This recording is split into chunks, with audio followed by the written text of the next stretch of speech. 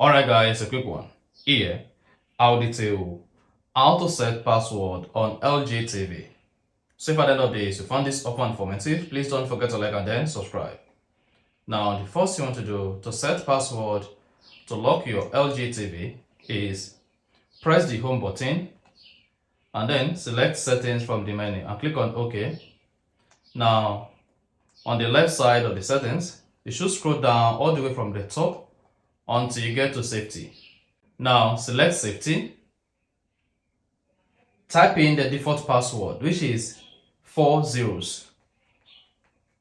Then navigate to set password, click on OK, then type in your new password. Confirm your new password. Then you should see your password set. If you want to lock system settings, navigate to lock system, click on OK, then you should see lock system enabled. Now you can now go ahead, lock programs on your LG TV, lock TV retain, and then you can also turn on input block or turn off input block, and that is it. So if you found this offer informative, please don't forget to like and then subscribe.